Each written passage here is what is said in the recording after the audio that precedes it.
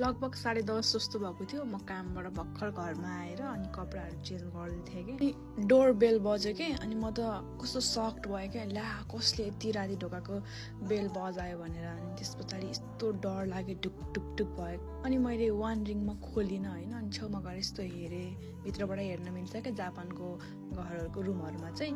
अनि कोही पनि देखेन बाहिर, अनि फेरि भित्र आएँ। अनि त्यस पछाडि ढुक ढुक भयो क्या मलाई, यस्तो अब यति राति कहिले पनि यसरी कसैले बेल नबजाउने नि त, यस्तो डर लागेको थियो मलाई।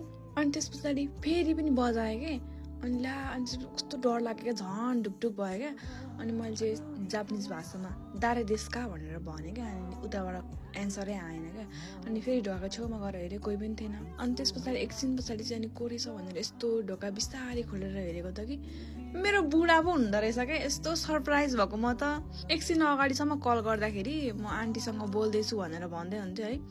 अनि साँच्चै नै होला भनेर म त चुप्पो लागेर आफ्नै सुरमा आइरहेको थिएँ। अनि त्यस पछाडि त एकैचोटि आफ्नो ढोकामा आउँदा म त सरप्राइज भएको क्या। मेरो बुढा नागया बस्नुहुन्छ नि त। अनि त्यस पछाडि त एकछिन अगाडिसम्म फोनमा बोलिरहेको मान्छे एकैचोटि आफ्नो ढोका अगाडि देख्दाखेरि त मलाई त सपना जस्तै लागेको क्या। एकछिन त बिलिभ गर्नै गाह्रो भएर अनि पछि चाहिँ साँच्चै के रहेछ भनेर फिल भएको क्या। टाइम सरप्राइज अल्सो म्याटर है, आफूलाई एकदमै खुसी दिलाउँछ क्या।